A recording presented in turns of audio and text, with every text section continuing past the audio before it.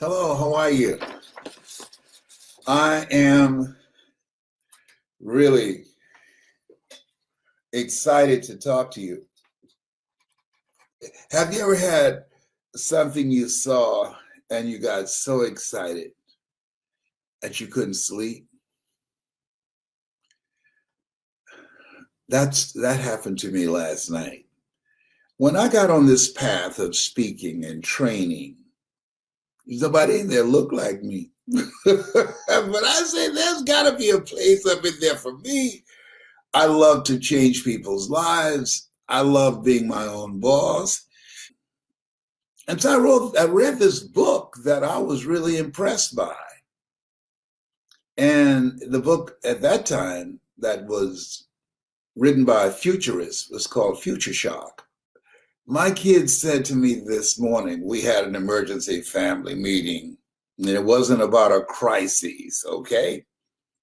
But my kids said this morning, wow, Dad, you made a good choice. So I got a quote for you. Here's a quote. But I remember reading about how education in the future would be done. And so I took that to heart and I decided to do speaking, motivational speaking. Because in our community, for the most part, people, if they want to help people, people would suggest you ought to become a minister. That's not something that I was interested in doing. I wanted to help people to overcome themselves, overcome their mental conditioning, overcome and get past the negative behaviors that they're bought into. I wanted people to begin to believe in themselves and learn the strategies of how to move their lives to another level that they don't have to settle for where they are. But I discovered some things. One, 9 out of 10 people will die rather than change. Now, I wish I had known that when I first started out. I didn't know that. But 9 out of 10, they did a study in a cardiology department, section of the hospital, and they gave some people some things to do and said, if you follow this, you'll live a long time. But because you've had several recurring heart attacks, if you don't follow this, the next heart attack will kill you. And 9 out of 10 had a heart attack and they died. So that's why I'm not looking for the masses, because the masses don't care about motivation, about self-development. The masses don't. But there are enough people that do, that represents a lot of money. A lot of money. Since doing this for 51 years, I've earned peanuts compared to other people, but just over $60 million. Okay, $60 million, a good garden and a healthy hog, and you can make it through the winter in the country. Of course, you have to give Uncle Sam stuff, all right? But it's 12 noon. So I want to show you something. First of all, let me get the motivational stuff taken care of. Listen to this. A pessimist sees the difficulty in every opportunity. A pessimist sees the difficulty in every opportunity, and an optimist sees the opportunity in every difficulty. Now, we're going through some difficult times. I think we can all agree on that. The pandemic has changed our lives, and our lives will never be the same again. There are certain things that we're doing, certain services that we're using, like Amazon, they ain't going nowhere. Like, we're going from brick and mortar to click and order. That's not going anywhere. This is the brand new day. I want to show you something that kept me up last night. And I said, look at God. What a mighty God we serve. I was so excited. I called my children. I said, wow, we will have an opportunity to do this for a very long time. I want you to just listen. See, can you hear me? You can. Okay, very good. Now, virtual events. This is from the Associated Press. Virtual events industry expected to grow from $78 billion to $774 billion by 2030. Trends Exchange reports that the global events industry is up against its greatest test since the Great Recession and will rely heavily on making the tough transition toward virtual events in order to survive. According to Oxford Economics and Events Industry Council, the event planning business generates, listen to this, $325 billion of direct spending in the US and helps support more than 5.9 million jobs annually. Prior to the pandemic, Allied Market Research predicted the global events industry, those are seminars and workshops and speaking, valued at $1.1 trillion in 2018, and would grow to $2.3 trillion by 2026. That's impressive. That's real impressive. That's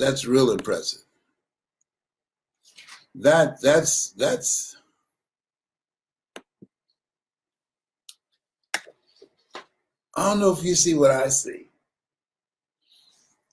but let me see. I think I was looking here. Southwest Airlines just laid off 6,800 people. Disney World, Disneyland, 32,000 people.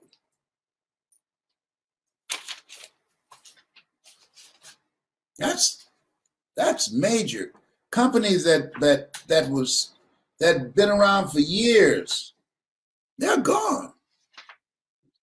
Why? We're going from brick and mortar to click and order. I earn the majority of my money now from home.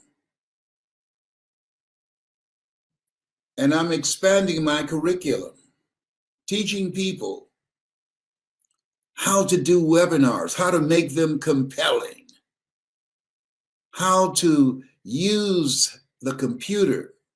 That Time magazine said in 2007, the computer is the person of the year. How to use the computer to earn money from home. That's where the money is being made. I'll be speaking to 3 different groups today on the computer. I'm training people now who have the vision, who have a spirit of optimism to seize the opportunity in the lifetime of the opportunity. I wanted to build a business that will allow me to do something that would give me joy. Yesterday I spoke of the joy of being you. I wanted to have a business that I wouldn't need an alarm clock to wake up, that I would be excited to wake up. I look forward to waking up. I wanted to build a business that I felt good. That was me.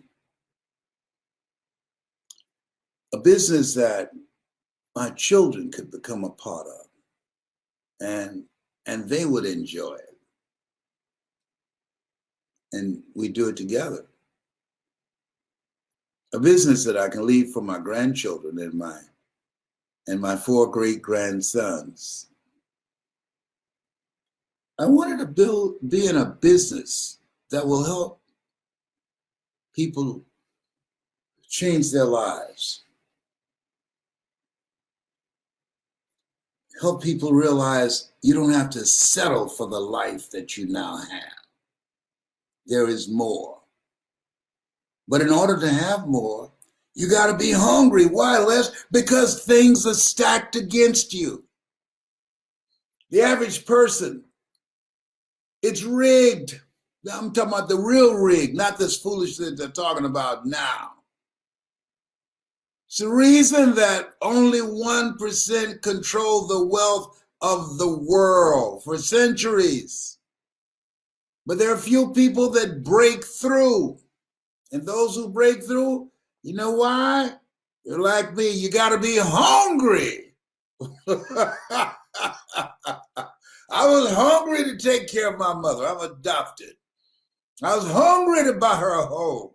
I was hungry that she would not have to pay any bills when I turned 18. I don't believe a woman should pay bills. That's a man's job, not a grown boy. That's a man's job. Back in the day, women did not pay bills. That's what a man does. I said, Mom, when I turned 18, you will not pay another bill, period. Full stop, as they say. When I turned 18, she didn't have to pay any more bills. And I did buy her a home to say thank you for taking us in as foster kids and adopting us. Thank you. She was mama and daddy all wrapped in one.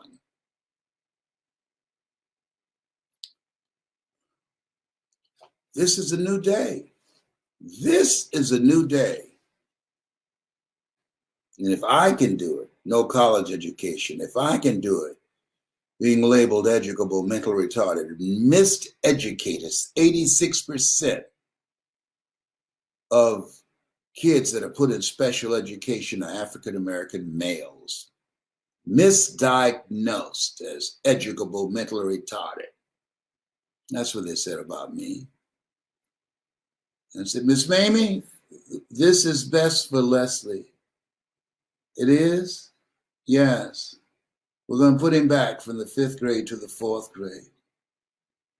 Mama only had a 3rd grade education. Why y'all want to do that, Miss Carr? He's educable, mentally retarded. What does that mean? He's slowing all the other kids down. He's not exactly there. They put me in this room. I never forget. I was sitting in there, and they had a 2-way mirror. They didn't know I had watched, millennials don't know about this, a television program called Dragnet. Dun, dun, dun, dun. And they had 2-way mirrors where you can look in and see what a person doing, but they can't see you, but you can see them. So they had this 2-way mirror. So they put me in here to give me a test to confirm that I was educable, mentally retarded. Here, Leslie, what is it? Here, we got these blocks. We want you to put these blocks together. Here.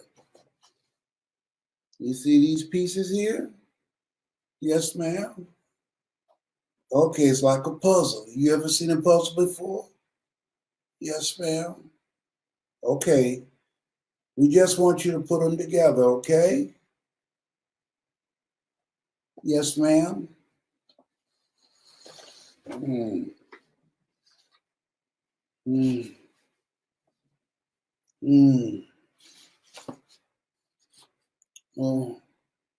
This is not fitting in here. But maybe if I could just break it and put it together. They bust in there. No, don't break it. Don't. It's okay. Don't. No. Just put it. No. I can break it in half and I can put it together. I can make it fit. No, that's okay. Just put them down. But y'all not gonna put me back up. Yes, this would be better for you. I could put it together. I could put it together. No, you don't. You don't have to break it. Just put it down now. Okay. Hmm. I knew they were out there. I knew how to put it together, trying to play me. But I know they're going to put me back in the fourth grade. I got played. Oh my God. I got in trouble another day. I got to tell you about this.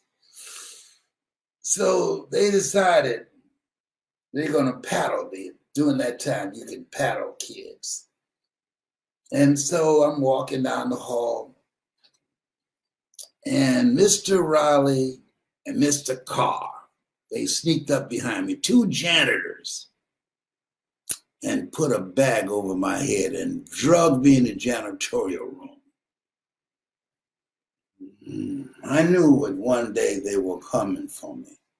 They'd paddled some of my friends, and I took the time to smell them to see what kind of cologne they wore, or what kind of odor they had. In the event that they grabbed me, I wanted to know who it was. So it was Mr. Riley and Mr. Carr. They drugged me back in their room because I'm resisting. So you ain't no teacher? Well, we're going to put a paddle on you. I said, oh, I'm not going to fight you anymore. Get the paddle.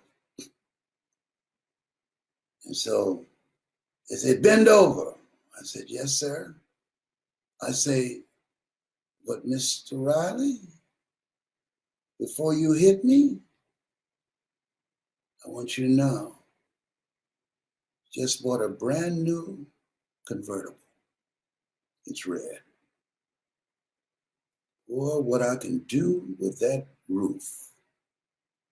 Mr. Riley, did you hear me? Mr. Carr, if you hit me,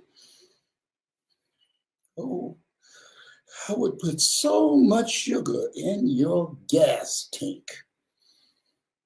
I'm looking forward to it. Y'all go ahead. Y'all take turns beating me. It's all right. It's all right. I smell you. I know who it is. Oh, no. This isn't Mr. Carr. Yes, it is. I know your odor. I smelled you. Go ahead. He turned the light on, took the bag off. Okay. All right. We're not going to beat you. Good call. Real good call. I'll take it easy here. Tell Miss Hunter she better find somebody else. Even if you change your cologne, I will find out who did it.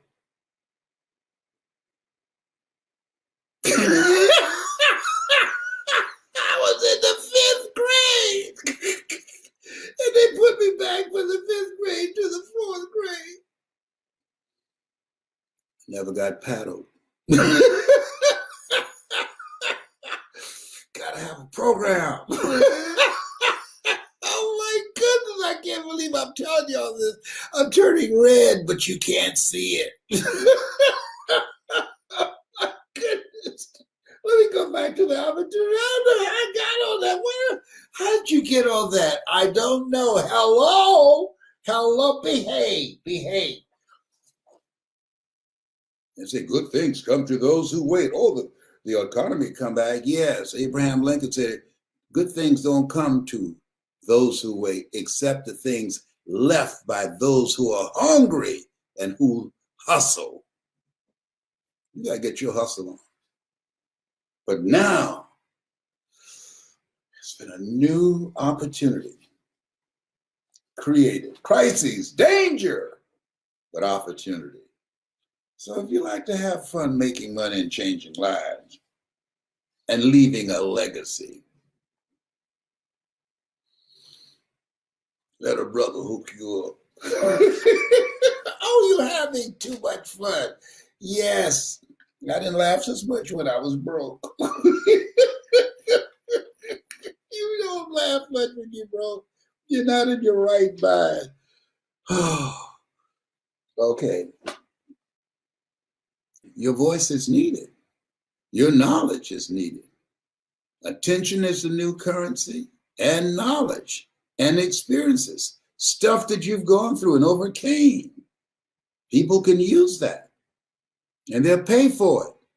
And it becomes their survival guide to create a new future for themselves and for their families. You have something special. You have greatness in you.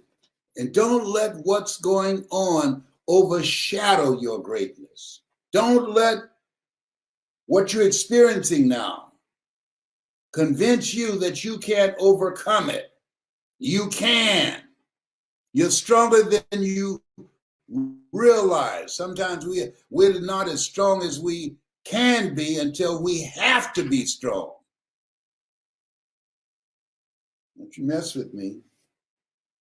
I've overcome some stuff, so I know you're strong. You're strong. That's what we say in Atlanta. You're strong. You got greatness in you. When you're pursuing your greatness, you don't know what your limits are. So you act like you don't have any. Greater is he that's in you than he that's in the world. These things ye shall do, and greater things shall ye do. This has been Mrs. Mamie Brown's Baby Boy. It's been a plum-pleasing pleasure, as well as a privilege. Bye for now.